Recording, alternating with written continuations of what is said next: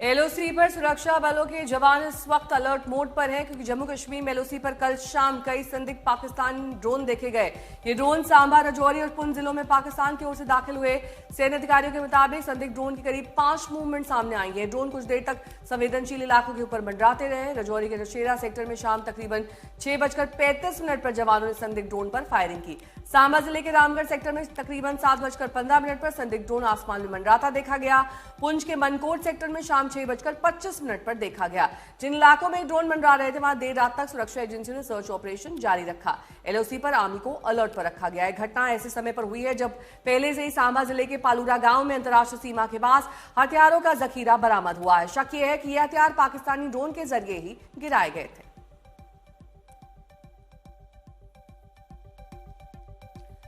शिवानी हमारे साथ हमारे सहयोगी इस वक्त और जानकारी के साथ जुड़ चुके हैं। शिवानी, अभी तक पता चल पाया ये ड्रोन क्यों उड़ाए गए थे? क्या ये भी हथियार ड्रॉप करने के लिए आए थे? क्या जानकारी मिल पा रही है इन ड्रोन के बारे में?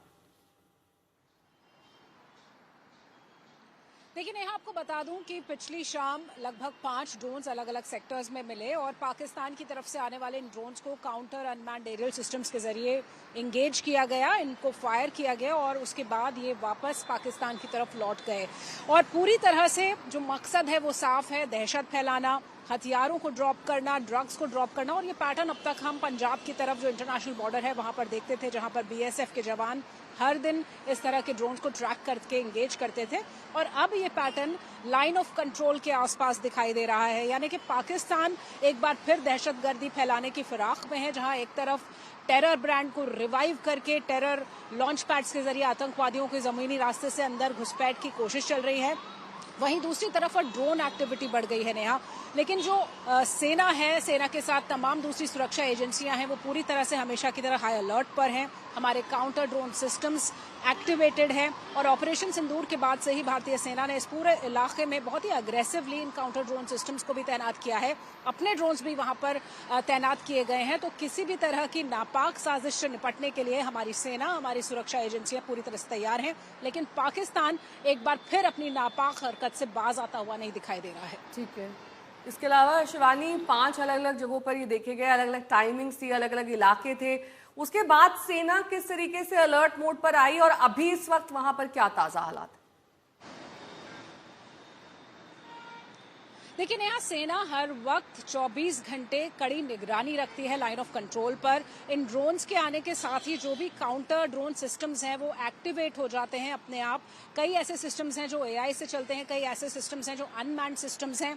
और अनमैन्ड सिस्टम्स जैसे ही कोई ऐसी संदिग्ध गतिविधि देखते हैं, कोई भी एरियल थ्रेट देखते हैं, वो एक्टिवेट हो जाते हैं। और ऐसा ही कल देर शाम हुआ जब सांबा, राजौरी, पुंछ के इलाकों में इन ड्रोन्स को देखा गया। कुछ गाँव वालों की तरफ से ये खबरें भी आई और कुछ तस्वीरें भी सामने आई, कुछ वीडियोस आए और ये भी दिखाई दे रहा था कि किस तरह से इन ड्रोन्स को एंगेज किया गया, कैसे इनको शूट डाउन किया जाता है। इन काउंटर ड्रोन सिस्टम से जो अनमैन्ड सिस्टम्स होते हैं वो अपने आप इन ड्रोन्स को शूट डाउन कर देते हैं, उन पर फायरिंग करते हैं और उसके बाद इन्हें वापस लौटना पड़ा। तो इस तरह की जो खबर है, लगातार निगरानी वहां पर बढ़ी हुई है और बहुत ही संवेदनशील इलाका माना जा रहा है। ऑपरेशन सिंदूर के बाद से ही जो काउंटर ड्रोन सिस्टम्स हैं, डिफेंस सिस्टम्स हैं, वो हमेशा 24 घंटे हर वक्त तैनात रहते हैं और सेना हमेशा हाई अलर्ट पर रहती है। चलिए, बहुत बहुत शुक्रिया आपका तमाम जानकारी के लिए। एक और बड़ी खबर आ रही है, पाकिस्तान के नापाक मंसूबों का पर्दाफाश हुआ है। खुफिया सूत्रों की माने तो पाकिस्तानी खुफिया एजेंसी आईएसआई भारत में बड़ी आतंकी साजिश रच रही है। आईएसआई ने आतंकियों की घुसपैठ का प्लान तैयार किया। घुसपैठ के लिए कंक्रीट बंकर तक बनाए। पाकिस्तानी रेंजर्स और पाकिस्तानी आर्मी कुछ जगहों पर डबल डेकर बंकर भी बना रहे हैं, जिसमें आधा हिस्सा जमीन के अंदर और बाकी ऊपर। इस साजिश में मेड इन चाइना और मेड इन टर्की हथियारों और सर्विलांस सिस्टम का इस्तेमाल किया जा रहा है। कश्मीर में जो ड्रोन दिखे थे वो भी आईएसआई के इसी प्लान का हिस्सा थे। जितेंद्र बहादुर सिंह मेरे सहयोगी जुड़ गए हैं तमाम जानकारी के साथ। जितेंद्र, हमेशा से ही आईएसआई के नापाक मंसूबों के बारे में तो हम जानते हैं, लेकिन इस बार किस तरीके से उनकी साजिश में चाइना का जो हथियार है उसका इन्वॉल्वमेंट है, या ये पहले भी इस तरह की चीजें वो करता रहा है? और देखिए, पाकिस्तान जो है पहले भी इस तरीके से चाइनीज हथियार हो या चाइनीज ड्रोन हो, उनका इस्तेमाल करता रहा है आतंकियों के साथ।